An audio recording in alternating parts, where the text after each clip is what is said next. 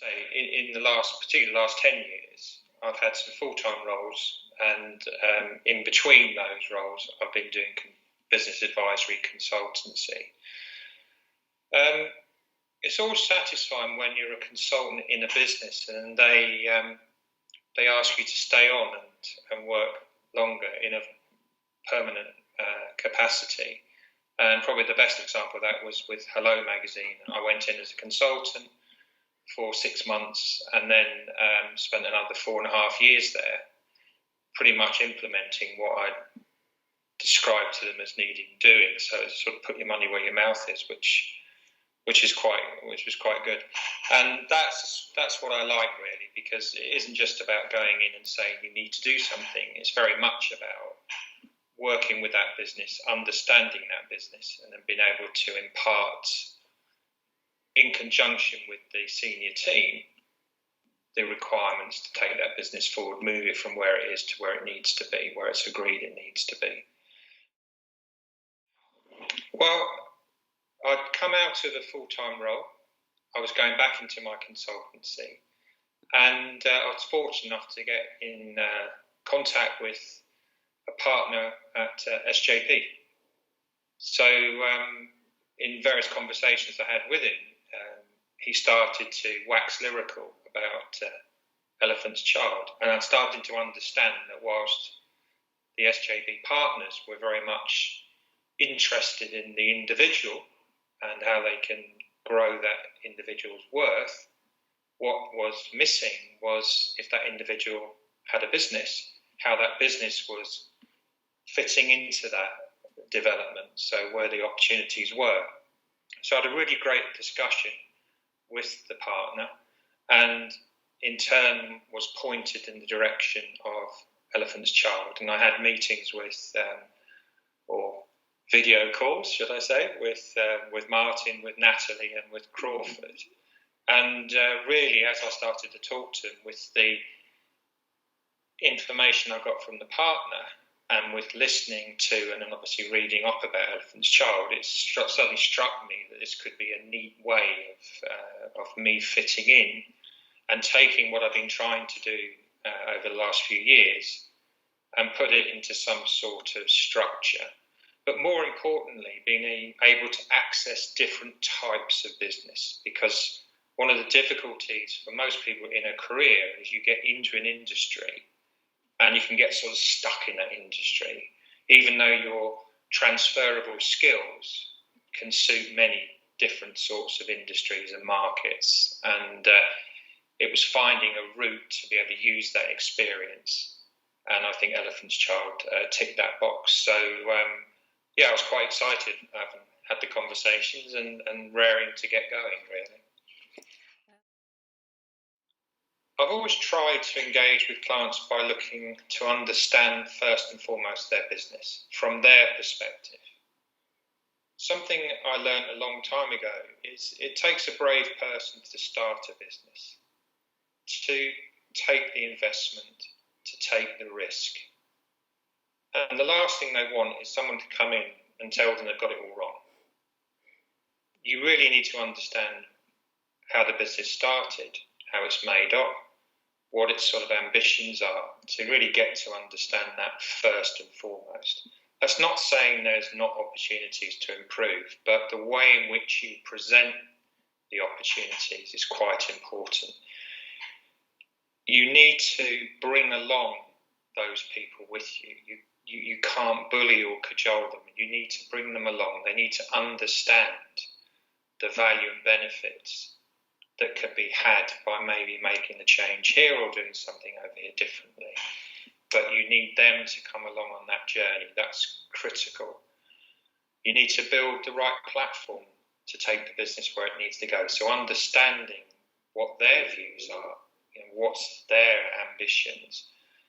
Is this something that you expect to be in for many, many years? Is it something that they're quite happy to exit at an appropriate time? Are there other family members or other stakeholders that need to be considered? So there's a lot of work. It doesn't, it needn't take too long, but a lot of work to get under, if you like, the skin of the business first. and then to apply the sort of good practices and experience and knowledge that you have as an individual, and obviously as part of Elephant's Child, that group can bring to the party as well. So as I say, it has to be jointly agreed, anything that's going to be implemented. It's essential with any business change that all those key stakeholders are brought along together on the journey. I think that's really important. And if you get the confidence and trust of people, then I think you will see the benefits of that flow through to whatever are the agreed plans. In terms of COVID, it's brought with it some tough challenges, without a doubt, but it's also brought opportunities, particularly for those businesses that are happy to adapt and set up or organise themselves to deal with those challenges. You can either hunker down and hide underneath, hoping it'll all sort of pass over, or you sort of take the opportunity. And okay, it's going to be different, it's going to be tougher and different requirements, but it's not impossible for better organised businesses. And I think, again, that bodes well for Elephant's Child, because I think the advisors can help the businesses understand where, in fact, the opportunities might be, because you might not see that immediately when you're in that business with all the issues that COVID has brought. To be honest, I don't think it matters so much about the size of the company or indeed the market. And I'm hoping that I can emphasise that I think the opportunity here is wider than particularly the areas that I've traditionally worked within, which is media publishing. Each business offers its own unique opportunity and challenges, irrespective of the size. Although, if I'm honest, SMEs would be my preferred partner client, because I think the size and the ambition of the entrepreneurs that you're more likely to get within that sort of organisation has an attraction. But the key thing for me, you're looking for a business that's willing to embrace change. There's no point in going into a business where you find you're banging your head against a brick wall. You really need that business to get it. They've done a great job. They've got themselves where they've got themselves, but they clearly want to go further. And accepting that will help the whole process and make the transition and the journey easier.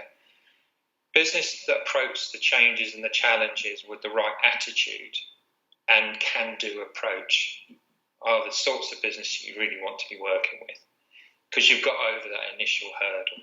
There's the suspicion or the feeling that there's other things going on. All that can be got rid of. There's no politics here. This is about a business being taken on a journey and trust that we as Elephant's Child, as we as individuals, will work with those businesses for the right outcome that everyone benefits from.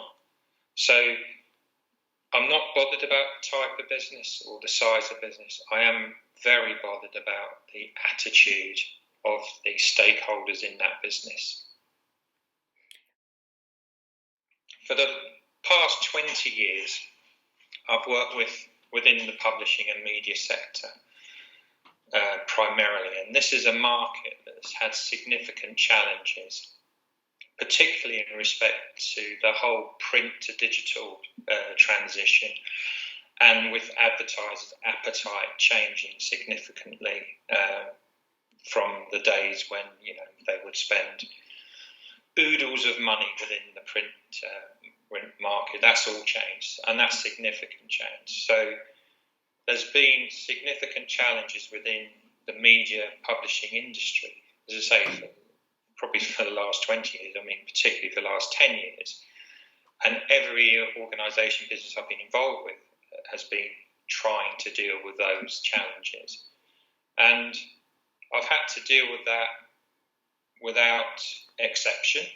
The digital to print discussion is an interesting one, because the advertisers weren't naturally going from a print product into a digital product in the same way. So it wasn't like you could transfer. And for most publishers, there was a real revenue opportunity from print copies sold, so magazines being sold at retail.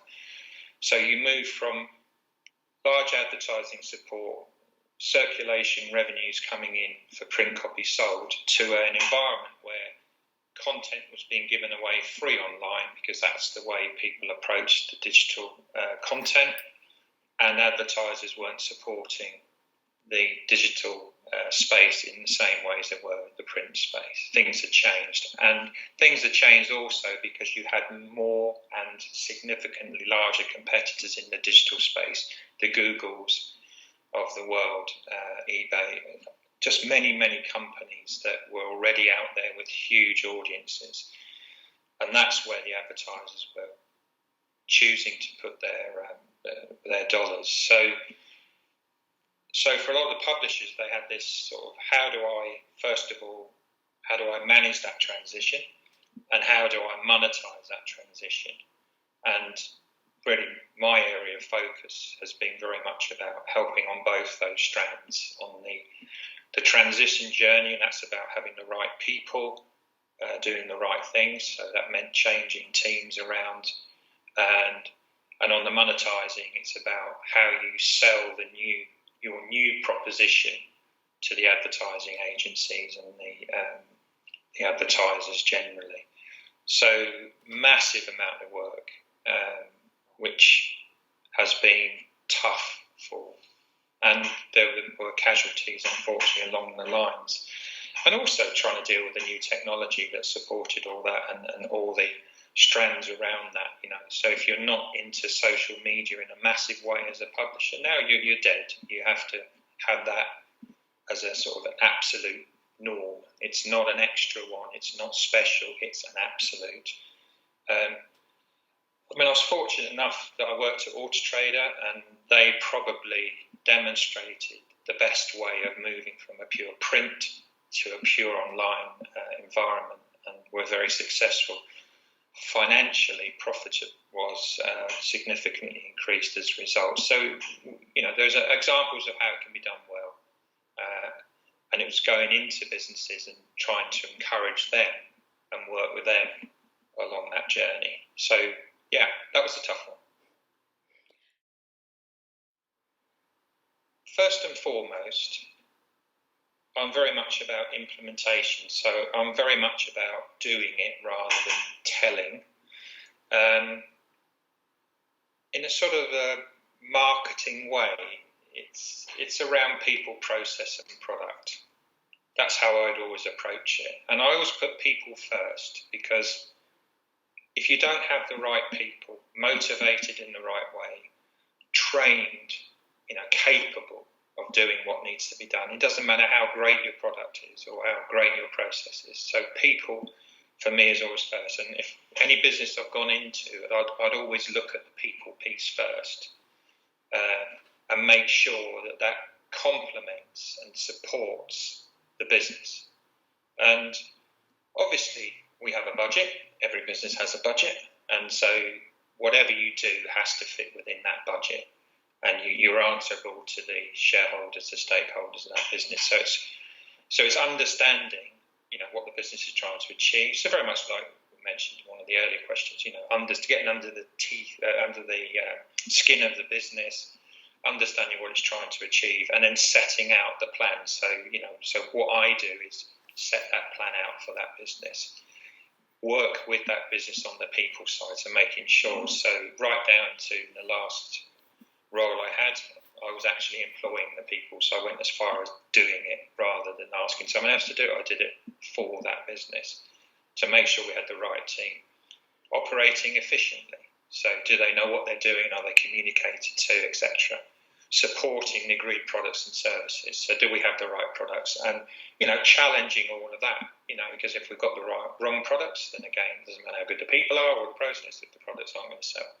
And then how you market and sell that out to the external market. So I've been fortunate enough in my career, I've touched all of those areas, and so I can bring all of that sort of expertise to any of the conversations. So if I'm approaching a business, I'd always focus on understanding both the routes and barriers to market. So, why is something working, why is something not working? Because if you don't understand that, you can't drive things forward. So breaking these down to ensure that everyone in the business understands what they are and what their role is in order to achieve what needs to be achieved. In a way, as I say, it's probably not as succinct as that needs to be, but, I am very much hands-on, like to get things done, and, but people, I would say, is critical here, and I think that stands for businesses, no matter what markets you're in. If you don't have the right people, the business won't succeed.